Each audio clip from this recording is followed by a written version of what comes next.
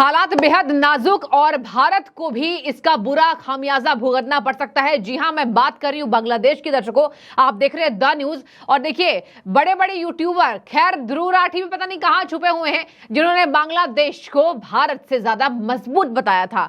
अब उनको कई नामों से पुकारा जा रहा है। खैर मैं वो नाम नहीं लूंगी, आप समझदार हैं। लेकिन आपको बता दें, फेमस यूट्यूबर और सोशल मीडिया पर काफी एक्टिव माने जाने वाले एल्विश यादव, बिग बॉस के एक बड़े यहां पर समझ जाइए बड़े विजेता, और एल्विश यादव का यहां पर कहीं ना कहीं दबदबा है। उन्होंने एक गुजारिश की है। उन्होंने कहा है कि मैं बात करना चाहूंगा इस बाबत पीएम मोदी जी से, और मैं गुजारिश करूंगा कि देश के हिंदुओं को सुरक्षित रखें। दर्शकों, एल्विश यादव हमेशा हिंदुत्व पर बड़े बड़े बयान देते हैं, हमेशा हिंदुओं के संरक्षण में बड़ी बड़ी बातें कहते हैं, और यही वजह है कि उनकी एक गजब की फैन फॉलोइंग है। एल्विश यादव की इस गुजारिश पर लोगों ने अलग अलग ट्वीट किया है और लोगों ने कमेंट किया है, और लोगों ने कहा है कि बहुत अच्छा भाई, आपने ये कदम उठाया। कई लोग तो बोलने से भी डर रहे हैं, वोट बैंक पर असर पड़ेगा, मूवी को नहीं देखा जाएगा, यूट्यूब कंटेंट्स को नहीं देखा जाएगा अगर वो ऐसा बोल देंगे तो। दर्शकों, क्या गुरेज है, इस संगठन ये आतंकवाद फैला रहे हैं, चाइना इसके पीछे है, अमेरिका इसके पीछे है, पाकिस्तान इसके पीछे है, तो क्या गुरेज है बोलने में। आपको बता दें, बड़ी खबर सामने आई है। एक मैं आपको आंकड़ा बताऊंगी दर्शकों, बाबा रामदेव क्यों चिंतित हैं। सबसे पहले सुनिए बाबा रामदेव, फेमस योग गुरु, क्या कह रहे हैं। बांग्लादेश में हमारे हिंदू भाइयों पर किसी भी प्रकार की कोई क्रूरता, अत्याचार, जुल्म, ज्यादती ना हो। चाहे वहां पर हमारे हिंदू भाई हैं जो व्यापार कर रहे हैं, या जो हमारे वहां पर हिंदू मंदिर हैं, या हमारे भारतीय वहां पर जो नागरिक रह रहे हैं, उनके साथ किसी प्रकार की कोई नाइंसाफी ना हो। इसके लिए पूरे देश को एकजुट रहना होगा। और पहली बार मुझे ये देख करके प्रसन्नता हुई कि पूरा विपक्ष सरकार के साथ है, और यही भारत की नीति होनी चाहिए। नहीं तो जिस तरह से पूरी दुनिया में इस्लामिक कट्टरवाद बढ़ रहा है, और वो भारत के पड़ोस में जिस तरह से उसने दस्तक दे दी है, वह देश के लिए बहुत ही खतरनाक हो सकता है। ये एकजुटता हमारी आगे भी रहनी चाहिए। कोई यहाँ पर आरक्षण के नाम पर, कोई जाति के नाम पर, कोई अलग अलग प्रकार के मजहबी उन्माद के नाम पर देश को जो बांटना चाहता है, ये ठीक नहीं है। इसलिए हमारी भारत की राजनीति मुद्दों पर केंद्रित हो, उसमें जाति, उसमें संविधान, उसमें आरक्षण, उसमें अलग अलग प्रकार के मजहबी उन्माद, जातीय उन्माद, भाषाई उन्माद, तमाम तरह के प्रांतीय उन्माद, इन सब उन्मादों से परे केवल विकास के आधार पर, और 2047 तक भारत को विश्व की आर्थिक, सामरिक, सामाजिक, आध्यात्मिक महाशक्ति हम कैसे बनाएं, इस पर यदि पूरा देश एकजुट होकर के आगे बढ़ेगा, तब हम अपने पड़ोसियों के साथ में भी ताकत से खड़े हो पाएंगे, और पूरी दुनिया के सामने भी भारत एक शक्तिशाली राष्ट्र के रूप में उभर पाएगा। सुना आपने, हिंदू सुरक्षित नहीं है। पंडितों की कई वीडियोस वायरल हुई है, पूरे मंदिर को जलाकर खाक कर दिया गया है, मंदिरों में लूटपाट। शेख हसीना के जब चीजों को नहीं छोड़ा गया तो मंदिरों को ये कट्टरवादी कैसे छोड़ेंगे। आपको बता दें, बांग्लादेश में ये स्टूडेंट्स का आरक्षण को लेकर ये फैलाया हुआ हंगामा नहीं है, ये एक सोची समझी साजिश है। आखिर क्यों लगातार हिंदू आबादी घट रही है। एक ताजा आंकड़ों के मुताबिक देखिए, यहाँ पर बांग्लादेश को लेकर कई ऐसी बातें कही जा रही है। देखिए, आपको बता दें, बांग्लादेश में मुस्लिम आबादी कितनी तेजी से घट रही है। 22% से अब केवल 8 हो चुका है, वो भी पूरी 8 नहीं है, 7.96 है, जो कि यहाँ पर सालों साल घटते जा रहा है। साल सुनिए, 1951 में 22%, 1974 में 13%, 2011 में 10%, 2023 में 8%। ये है हिंदुओं की आबादी बांग्लादेश के भीतर। और देखिए, बाबा रामदेव ने भी कहा है कि जो हिंदुओं के साथ घटनाएं घटित हो रही है देख के मन व्यथित है, दुखी है, क्रोधित है कि ये क्या कर रहे हैं वहां के संगठन। और देखिए आपको बता दें, बांग्लादेश में शेख हसीना जी ने भले दर्शकों देश छोड़ दिया,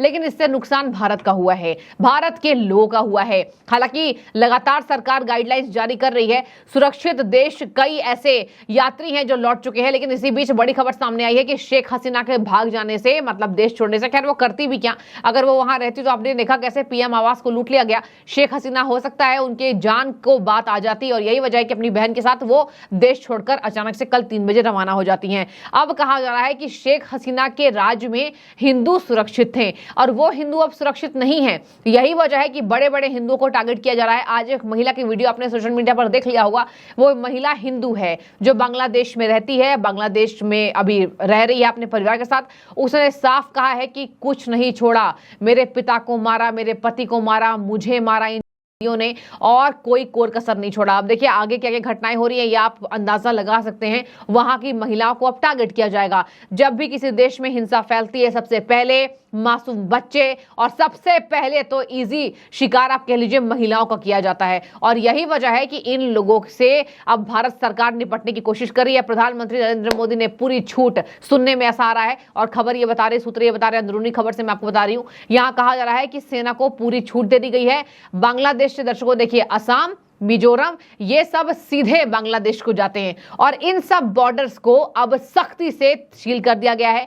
बांग्लादेश में हुए नुकसान पर भारत की इकोनॉमी में असर पड़ रहा है। दर्शकों, बांग्लादेश से हमारे देश में काफी चीजें आयात निर्यात होती है, जैसे जूट, कपड़े, फल, सब्जियां, ये सब भी कतारों में है। और यही कहा जा रहा है कि यहां पर किस तरीके से फिशिंग ना करके भारत सरकार ने एक बड़ा यहां पर अपना नुकसान कर लिया है। कई ऐसे आंकड़े निकलकर सामने आ रहे हैं, मैं आपको कुछ तथ्य यहां रखना चाहूंगी। सबसे पहले तो बांग्लादेश के नुकसान से भारत को भी नुकसान है। एक और बात सुन लीजिए, चाइना और अमेरिका का हाथ है और भारत बीच में है। भारत में अब टेररिज्म बढ़ेगा। क्यों, मैं आपको बताती हूं। सबसे पहले बंगाल में लोग आते हैं बांग्लादेश से, वो भी उसके भी सीमा को सीधे पार करते, बांग्लादेश से उसके सटे सीमाएं हैं, और बंगाल में अगर आ जाएंगे आप समझिए बांग्लादेशी, तो आपने एक छोटा ही मैं एग्जांपल बता रही हूँ, शेख शाहजहां तो तब भी इनसे आप अगर तुलना कीजिए तो इसने तो देश में अराजकता फैलाई है, क्या जो बांग्लादेश में खुले आम यहाँ पर फैला रहे हैं। और बता रहे आपको, बंगाल में कुछ लोग नहीं, यहाँ कहा जा रहा है कि बंगाल में अच्छे खासे बांग्लादेशी आने की कवायद तेज कर रहे हैं।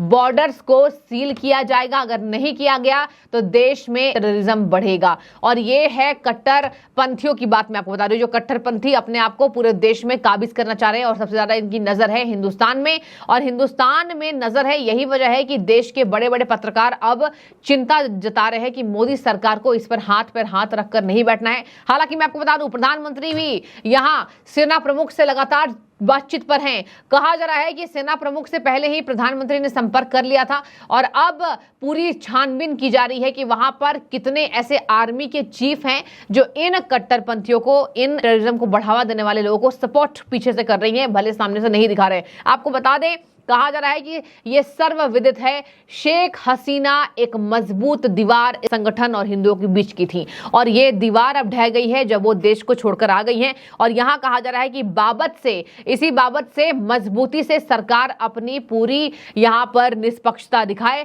भारत सरकार को कुछ करना होगा, आयात निर्यात को तो छोड़िए, सबसे पहले बॉर्डर्स को सील करना पड़ेगा। और अगर बॉर्डर सील नहीं हुए तो बड़े संख्या में कहा जा रहा है कि बांग्लादेशी भारत आ सकते हैं। अब हिंदुओं को तो देखिए लाया जाएगा, नो डाउट हिंदुओं को लाया जाएगा, लेकिन जो हिंदुओं को छोड़कर जितने भी अलग यहां पर जाति समुदाय के लोग हैं, उनका भी तेजी से बांग्लादेश से भारत आना होगा। और ये एक सोची समझी साजिश बाकी विदेशी ताकतों की है। हालांकि शेख हसीना अभी सुरक्षित हैं, और अब कहा जा रहा है कि यहाँ यूके में उनके बेटे रहते हैं, उनसे भी वो मुलाकात करेंगी। फिलहाल यहाँ पर फिनलैंड जाती है, किस देश में बना लेगी देखने वाली बात होगी, और इसको लेकर आज रात तक खबर पक्की आ जाएगी। तो खैर एस जयशंकर ने साफ कह दिया कि Hindus under attack in Bangladesh, और हिंदुओं को टारगेट किया जा रहा है। आबादी तो घटी ही थी, लेकिन आज सबसे ज्यादा हिंदुओं को मारा गया है। तो देखिए बहुत एक टेंशन वाली बात, और भारत सरकार ऐसा नहीं है कि नहीं सोच रही है, भारत सरकार लगातार इसको लेकर ही बैठकें कर रही है। आपकी क्या राय है, कि आपको भी लगता है कि